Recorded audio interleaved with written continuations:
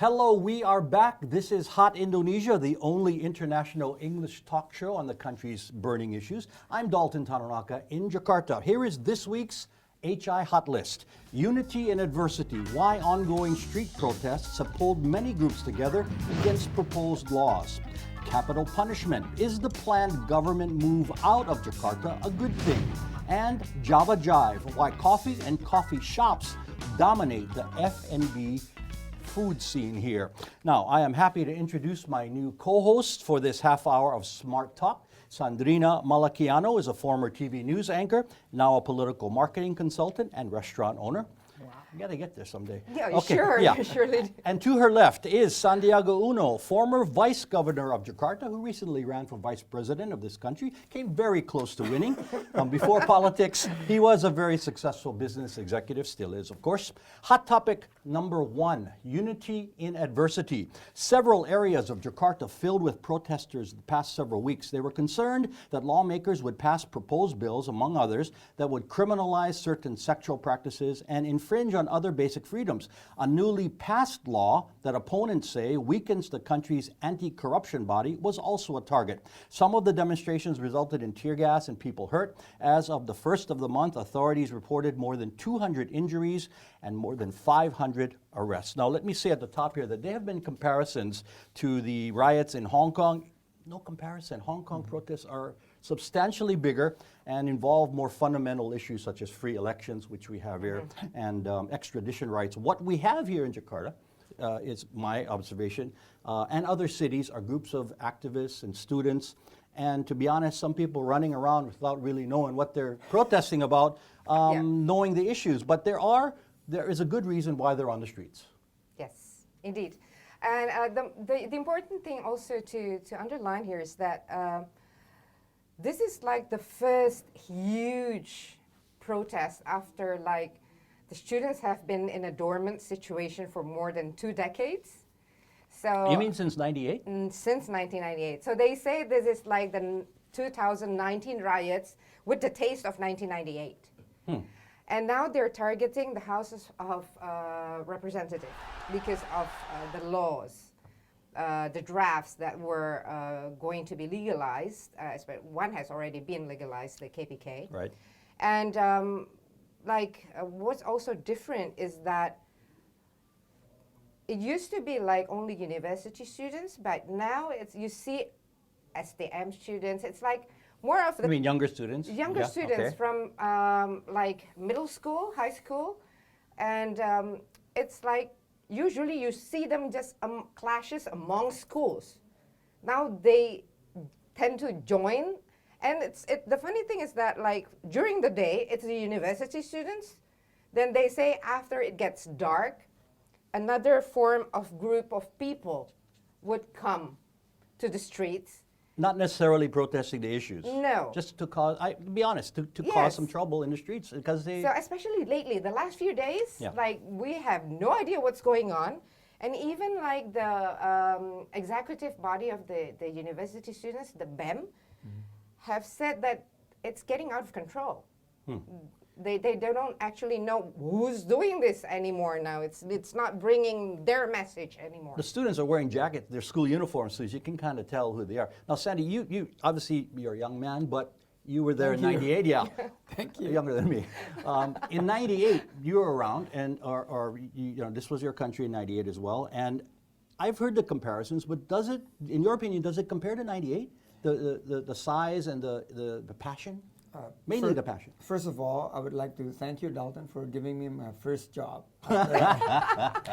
This is actually, I've been jobless for And not your last, I'm months. sure, yeah. The last time I was jobless was 1997, 98, by the way. Okay.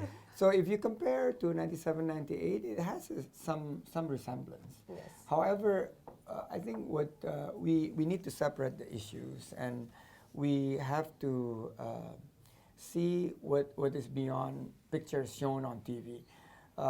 What's been growing is, I think, a couple of issues that have been pretty high on the priority list of the people. First, average Indonesians, I think corruption is very, very high. this is a way for them, through the elites and through the students, to send a very clear and strong signals that we don't want to take a pause or perhaps return to how old ways of doing things are. We want to continue to strengthen KPK. We wanted to make sure corruptions will be fought with extreme vigor. And I think they don't want to take a step back, and they view this law that has just been legalized is exactly doing that. Now, on the proposed law, it's the same thing. They want freedom, they want democracy. They don't want any basically pause or sort of like taking Going back to the Stone Age. Reviewing the situation and maybe put certain measures to restrict freedom. So, in a way, there's a similarities to 97, 98, although I think this is much smaller in terms of the size. However, if you look at the entire But context, actually, it's very there's- well organized. And it's also nationwide, though. Right, Like, other it's cities, happening, yes, and- Bandung, Sulawesi. Yeah, it's not only Medan. centralized in Jakarta. So it's in the other major cities also throughout the nation. Yeah, and back then it was one single issue, the Yes. Suharto rule and bringing down government. Let's talk real quickly on the two specific issues. The revision of the criminal code, among other things, it talks about, and it's gotten expats and international communities worried, the outlawing sex before marriage, Right. cohabitation. I mean, that's kind of outdated, I would say, and kind of unenforceable, to be honest, right? Yeah, especially we have experienced also lately witnessed that if you make a law and it's on the gray area, then it could really be dangerous. I mean, if you implement such law that would affect tourism, for example, in many areas in Indonesia. Yeah, Bali, visitors for are worried example, they come and they're not Yes. married, they're going to be Australia arrested. already issued a travel warning as soon as they heard what was going to be legalized in Indonesia. Fortunately, it's being postponed right now. But more studies should be done, and if there is a rule that's going to be made, it should be made clearly. Not make the rule first legal and then make a perpu. Then Presidential. presidential, what do you call it in English? Just to make details. Presidential order, executive order. For the details. About the inmates also, that law is also very controversial, that inmates will be given the chance to go out as long as they are being guarded. They can go home, they can go to the mall. I mean, they can have a But holiday. There is basically. no explanation for how many times in a month or in a year, how long they could go out, and they say, oh, there will be a perpu Yeah.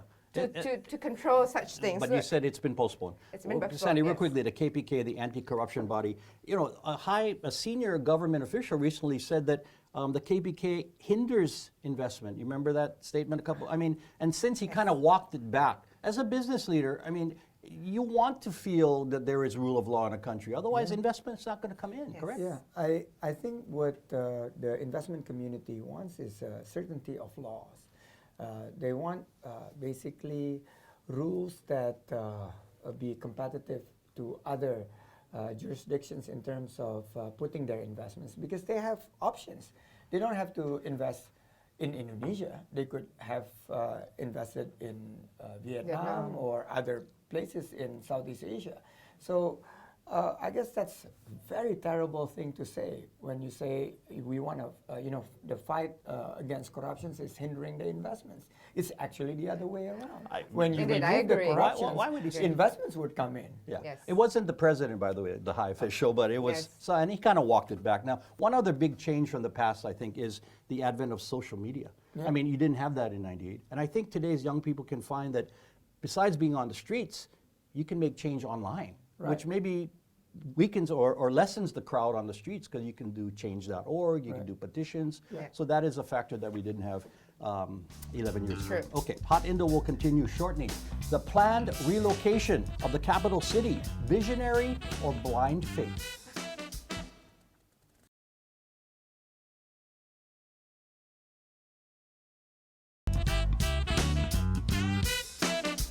You're watching Hot Indonesia with Sandrina, Sandy, and me. Hot topic number 2, capital punishment. Now, other countries have done it. Brazil, Nigeria, and the most recent, Myanmar, moving its seat of a government from Yangon to Naypyidaw in 2005.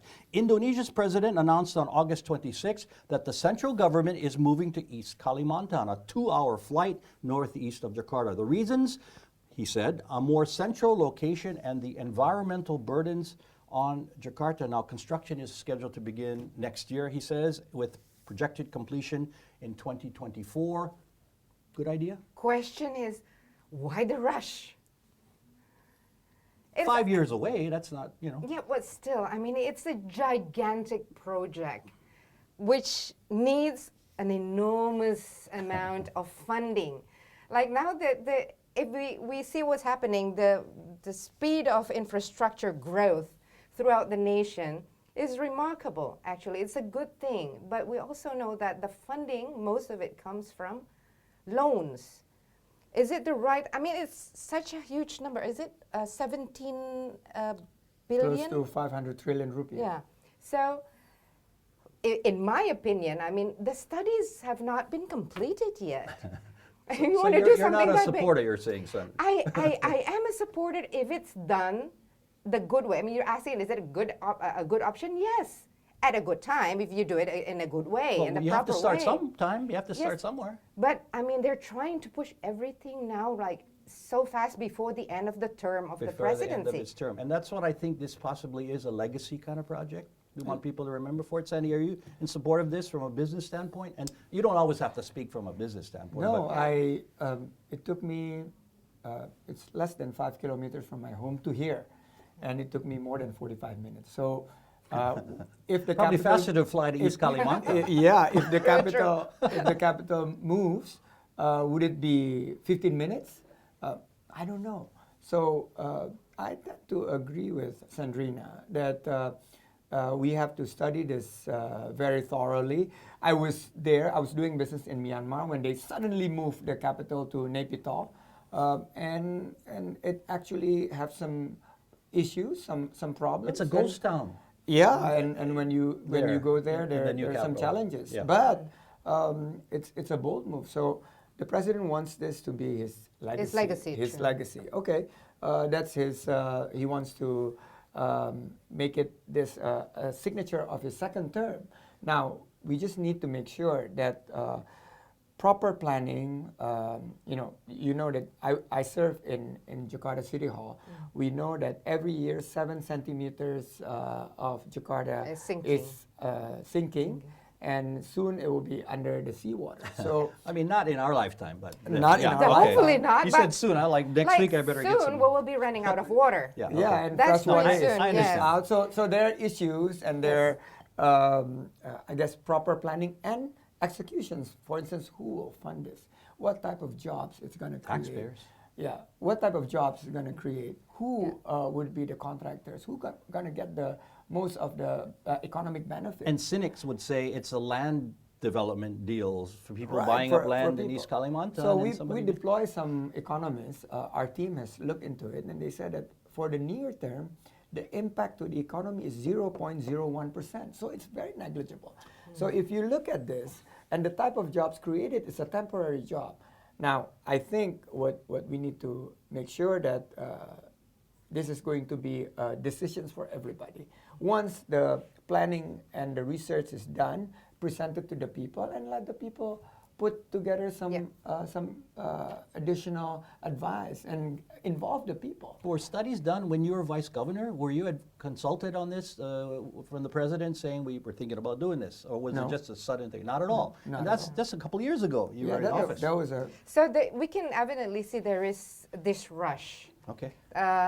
It's a good idea, but it should be done accordingly, properly, in all fields that will be like not only funding, ecological issues. Well, you said all that's the a studies. positive. It Yeah. removes the environmental burdens from Jakarta, the sinking problem, the traffic pollution, True, but the traffic development mess. there, I mean, we tend to neglect such issues, put them aside, and focus more on the economic growth, economic impact.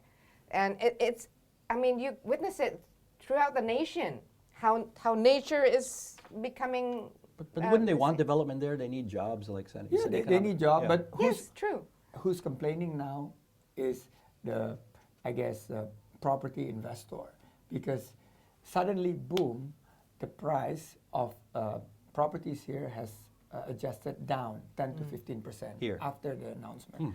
So But there it went up 50%. it went up 100% probably, Yeah, yeah. 150%. So this type of knee-jerk reactions from the market, we need to basically study this. And I kind of agree. Jakarta cannot continue to grow like this. It has to. It's we need overly to- populated. We need to look at It's- sustainability of it, and we need to create like a megapolitans and make sure it would work. And something that the entire nations must be, I guess, consulted and must be. In fact, maybe why don't we put a referendum? That's possible. Put a yeah. referendum. Yeah. We want to move the capital. You agree or not? If we agree, Yeah. and at this time we don't have the data yet to say that we agree or not. Besides just being the vague issues of economic development, reducing environmental, that's kind of vague. You're Yeah. saying we want specific results. Yeah. Okay. More Hot Indo is ahead. Why the coffee business continues to perk up in the land of coffee.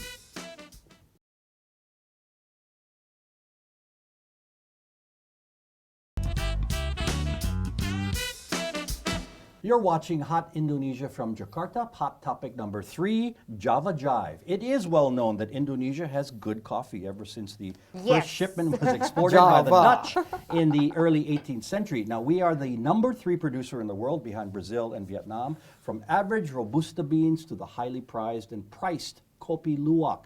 And we love to drink coffee as well, joining other countries such as Korea and Japan in a coffee shop boom. You know, in one of the malls nearby, I point out to people all the time, there are no less than 6 coffee shops in a row, and I don't know how they survive, but they do. Yes. Like the obsession towards coffee lately has been like at an all-time high. Would you say now? Yes. Boy, that's what I notice. But actually, it's been part of the culture. Yeah. Like in Aceh, they have Yeah. like those roadsides coffee stalls. Not Starbucks. No. Oh, okay. Warung kopi, where they discuss everything from political issues, economic issues, the warung kopi. So you're saying part it's of not about the tradition. coffee, it's the culture to It has gossip. been it has been part of the culture, and they have their own types of coffees, each region. We are so rich in terms of coffee variety. But since 2013, like more modern coffee shops have been booming in Indonesia. It's now I think it's at around 4,000 new local brands. And that's a good point. You know, yes. Starbucks is the largest Yeah. chain in the world, has more than Yeah. 30,000 outlets around. They source most of their I think beans more from than Asia. and 300 Indonesia. outlets in Indonesia alone. But we have a lot of nice local brands, Yeah. right, Sandy? True. What, you have a favorite? I have Anomaly coffee. We have Anomaly, yeah. a lot of Gayo Bias. That's I sell another- coffee.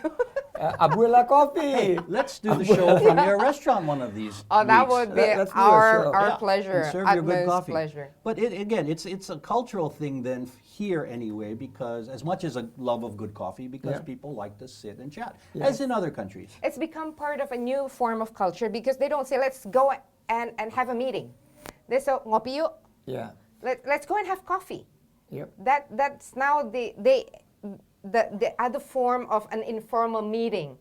Ngopi yuk, gitu. Let's go and have a cup of coffee. An office is boring, so let's go meet at the coffee. And Yes. this is part of the gig economy because young people, young generations, they like to work from the coffee shop with the Wi-Fi. That's right. And they like to do their work there. They don't like to be sitting confined in a room, in a cubicle. They go out, work there, and then you have 4 or 5 coffee shops. They're all full. But sadly enough, Sandy, we're like the third or the fourth producing, number 4 producing countries in terms of coffee Who's production. number 3 now? I thought we were behind Brazil and Vietnam. No, I think we're number 3.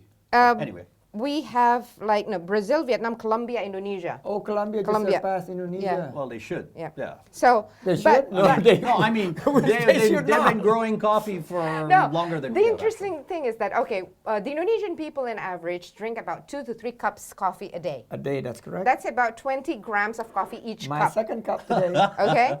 But we are way lower than other countries. Like here, I have some information. She's full of stats. Yeah. Because I love coffee, I study coffee.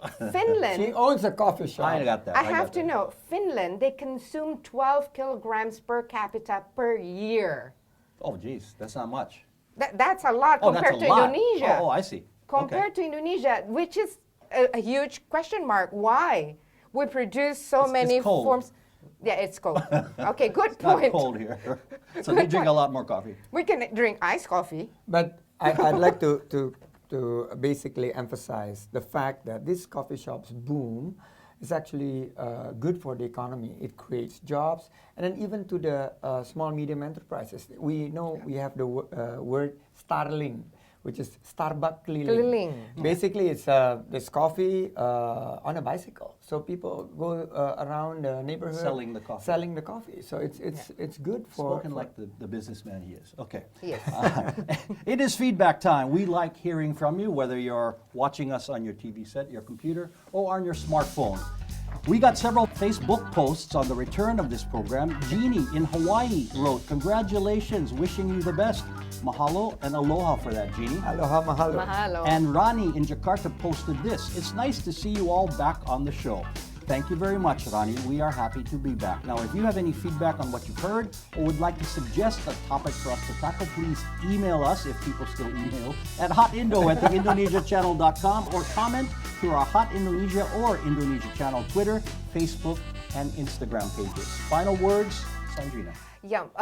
First of all, it's really good to be back on the air after 7 years. So thank you. And I think it's the right time to say that I was born into a multi-diversity. It's a very rich family. A Gregorian father, Muslim mother, and I was educated as a Christian. Then I chose Hindu as my first religion because I was raised in Bali. And now I'm Muslim because I fell in love in 1998, I think. I studied Islam and then I became a Muslim. So it is saddening for me to see what's happening because, like, we are such a strong country, such a rich country. Diversity is its core strength, actually. And we should embrace that. Why is now, like, you and I, we're different, but we are family. Mahalo, right? So I'm asking you, let's return to the core essence of Indonesia. I am Indonesian, and this is the Indonesia I love, unity in diversity. All right. Final words, Sandy. Guys, I would like to congratulate some of the winner of the political contest.